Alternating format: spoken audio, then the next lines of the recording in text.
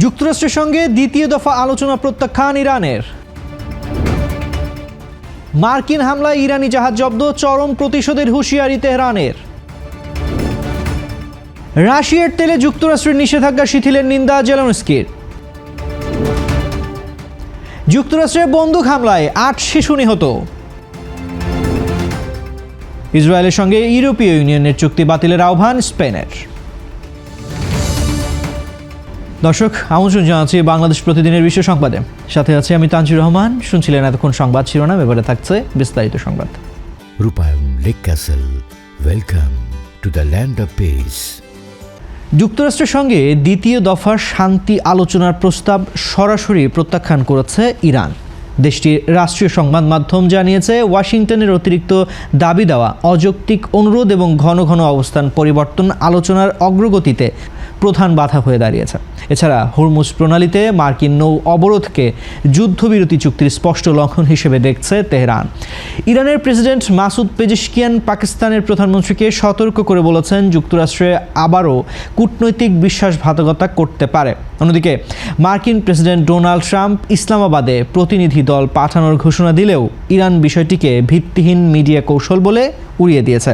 Trump কঠোর হুঁশিয়ারি দিয়ে জানিয়েছেন, চুক্তি সই না হলে ইরানকে ভয়াবহ পরিণতির সম্মুখীন হতে হবে। আগামী 22 এপ্রিল চলমান সাময়িক যুদ্ধবিরতির মেয়াদ শেষ হতে চলায় বর্তমানে দুই দেশের মধ্যে চরম স্নায়ুযুদ্ধ ও সামরিক প্রস্তুতির উত্তেজনা বিরাজ করছে। একতরফা দাবি ও হুমকির মুখে ইরান স্পষ্ট জানিয়ে দিয়েছেন যে অবরোধ বহাল থাকলে তারা কোনো আলোচনাতেই বসবে না। এখন পুরো বিশ্বের নজর মঙ্গলবার শেষ হতে যাওয়া যুদ্ধবিরতির মেয়াদের দিকে, যা নির্ধারণ করবে এই অঞ্চলের ভবিষ্যৎ। ওমান উপসাগরে ইরানের পতাকাবাহী বিশাল কার্গো জাহাজ তুস্কার ইঞ্জিন রুমে গোলাবর্ষণ করে সেটিকে জব্দ করেছে মার্কিন নৌবাহিনী। মার্কিন প্রেসিডেন্ট ডোনাল্ড ট্রাম্প জানিয়েছেন, নৌ অবরোধ অমান্য করায় গাইডেড মিসাইল ডেস্ট্রয়ার ইউএসএস সুপ্রিয়ান্স থেকে হামলা চালিয়ে জাহাজটি থামানো হয় এবং বর্তমানে এটি মার্কিন মেরিন সেনাদের হেফাজতে রয়েছে।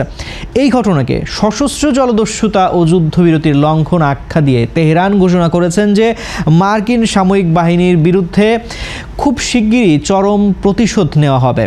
এদিকে পররাষ্ট্রমন্ত্রী আব্বাস আরাকচি বলেন, ওয়াশিংটনের অযৌক্তিক দাবির পাশাপাশি ইরানের বন্দর ও জাহাজে হুমকি দেওয়ার বিষয়টি তাদের যুদ্ধবিরতি নিয়ে সদিচ্ছার অভাবেরই লক্ষণ। মার্কিন থিঙ্ক ট্যাঙ্ক আটলান্টিক কাউন্সিল এই পদক্ষেপকে আন্তর্জাতিক আইনের লঙ্ঘন এবং সরাসরি যুদ্ধ ঘোষণার সামিল বলে মন্তব্য করেছে। অবরোধ ভাঙার অভিযোগে 900 ফুট লম্বা এই বিশাল জাহাজটি আটকের পর তাতে তল্লাশি চালাচ্ছে মার্কিনিরা, যা ওই অঞ্চলের স্থিতিশীলতাকে খাদের কিনারায় ঠেলে দিয়েছে। এই মুহূর্তে ওমান উপসাগর ও হরমুজ প্রণালী ঘিরে দুই দেশের সশস্ত্র বাহিনী মুখোমুখি অবস্থানে রয়েছে, যা বিশ্ববাজারে জ্বালানি তেলের দামেও চরম অস্থিরতা তৈরির সম্ভাবনা তৈরি করেছে। এছাড়া ইরানের প্রথম ভাইস প্রেসিডেন্ট মোহাম্মদ রেজা আরেফ কড়া হুঁশিয়ারি দিয়ে বলেছেন, ইরানের তেল রপ্তানিতে বাধা দিলে অন্য কেউ বিনামূল্যে নিরাপত্তা পাবে না। হয় সবার জন্য তেলের বাজার উন্মুক্ত থাকবে, নয়তো সবাইকেই বড় খেসারত দিতে হবে। শেষ পর্যন্ত ওয়াশিংটন ও তেহরান কোনো সমঝোতায় না পৌঁছালে আগামী 22 এপ্রিলের পর পরিস্থিতি নিয়ন্ত্রণের বাইরে চলে যেতে পারে বলে মনে করছেন বিশ্লেষকরা। মধ্যপ্রাচ্য যুদ্ধের প্রভাবে বিশ্ববাজারে জ্বালানি তেলের দাম কমাতে রাশিয়ার ওপর মার্কিন নিষেধাজ্ঞা শিথিলের তীব্র নিন্দা জানিয়েছেন ইউক্রেনের প্রেসিডেন্ট ভলোদিমির জেলেনস্কি। ট্রাম্প প্রশাসন সম্প্রতি সমুদ্রে থাকা রুশ তেল ও পেট্রোলিয়াম পণ্য বিক্রির জন্য 1 মাসের বিশেষ ছাড় দেওয়ায় এই ক্ষোভের সৃষ্টি হয়েছে। জেলেনস্কি সতর্ক করে বলেছেন, রাশিয়ার তেলের পেছনে ব্যয় করা প্রতিটি ডলার মূলত ইউক্রেনে ধ্বংসাত্মক হামলার অর্থ যোগান দিচ্ছে।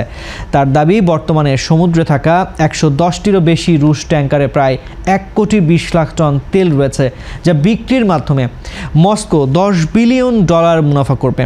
এই অর্থ সরাসরি ক্ষেপণাস্ত্র ও ড্রোন হামলায় রূপান্তরিত হয়ে ইউক্রেনীয়দের উপর আছড়ে পড়বে বলে তিনি অভিযোগ করেন। গত এক সপ্তাহে রাশিয়া ইউক্রেনের বিভিন্ন শহরে প্রায় 2360টি ড্রোন এবং 60টি ক্ষেপণাস্ত্র নিক্ষেপ করেছে, যাতে প্রাণ হারিয়েছে 16 বছর বয়সী এক কিশোরও। জেলেনস্কি জোর দিয়ে বলেছেন, রুশ ট্যাঙ্কারগুলোকে বন্দরে পৌঁছানোর আগেই থামানো জরুরি এবং হামলাকারীর তেল রপ্তানি আয় যে কোনো মূল্যে কমাতে হবে।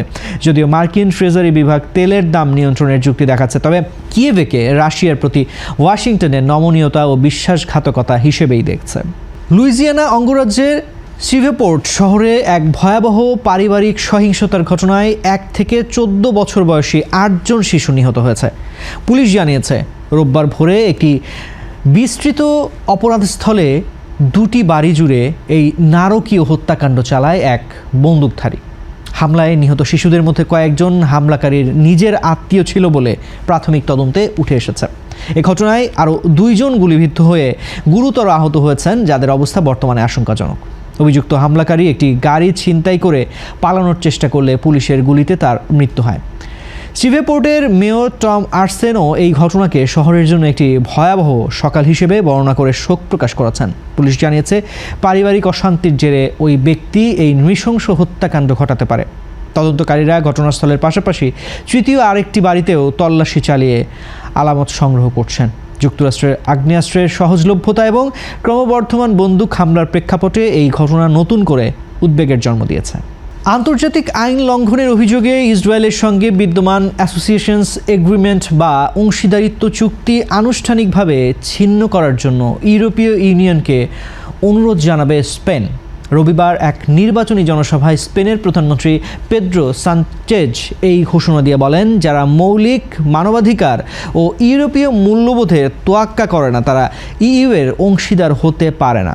মঙ্গলবার লুক্সেমবার্গে অনুষ্ঠিতব্য ইইউ পররাষ্ট্রমন্ত্রীদের বৈঠকে স্পেনে এই প্রস্তাবটি আনুষ্ঠানিকভাবে উত্থাপন করবে। সানচেজ বর্তমানে ইরান ইসরায়েল যুদ্ধকে একটি বিরাজ ভুল হিসেবে অভিহিত করে অবিলম্বে বেনিয়ামিন নেতানিয়াহুকে থামানোর জোর দাবি জানান। এর আগে 2024 সালে স্পেন ও আয়ারল্যান্ড প্রথমবার এই চুক্তি পর্যালোচনার আহ্বান জানিয়েছিলেন, যাতে মানবাধিকার রক্ষার বাধ্যতামূলক শর্ত রয়েছে। আয়ারল্যান্ড এবং স্লোভেনিয়ার সঙ্গে মিলে মাদ্রিদ এখন ইসরায়েলের উপর অর্থনৈতিক ও কূটনৈতিক চাপ বৃদ্ধির পক্ষে কঠোর অবস্থান নিয়েছে। প্রধানমন্ত্রী স্পষ্ট করেছেন যে ইসরায়েল জনগণের প্রতি তাদের বিদ্বেষ নেই, তবে বর্তমান সরকারের কর্মকাণ্ড আন্তর্জাতিক আইনের পরিপন্থী।